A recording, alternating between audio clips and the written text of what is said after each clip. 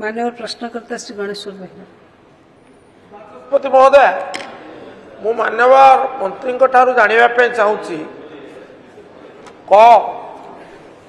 जे आमर जो 19 केजी निष्पत्ति नि जलसेचित अंचल 13 केजी नि 19 क्विंटाल 13 क्विंटाल हूँ अणजलसेचित अंचल आम विशेषकर मु पश्चिम ओडिशार कथा कहूँ चाहे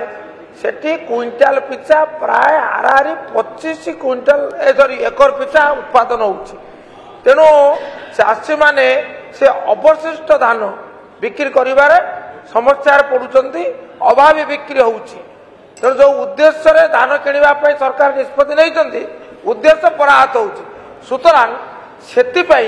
तार विचार करिवे विशेषकर पश्चिमांचल पई एवं द्वितीय कथाटी हूँ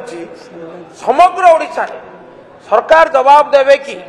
जे चलित वर्ष जेतिकी लोक पंजीकरण करिसंती चाषी एवं टोकन पाइचंती से टोकन अनुसार समस्त धान मंडी रे बिक्री हबो कि सरकार मंडी रो किनिबे कि केई गोटिए टोकन लाभ करिवो नाही समस्त चाषी तांकर टोकन अनुसार समस्त धान मंडी रे बिक्री करि पारिबे ये प्रतिश्रुति देवे कि एवं तृतीय कथा हूँ चाषी मानकर गोटे बड़ अभियोग समग्र ओडिशा उपकूल ओडिशा आप पश्चिम ओडिशा आमर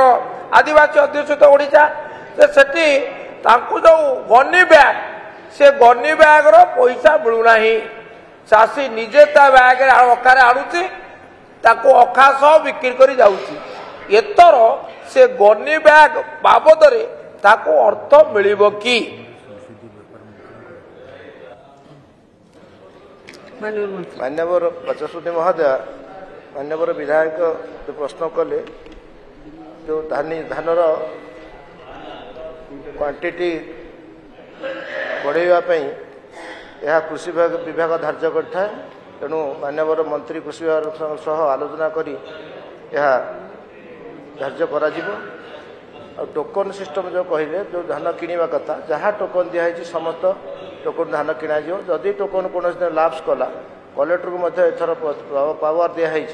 कलेक्टर इमिडिएट रिन्यू करेंगे। धन्यवाद।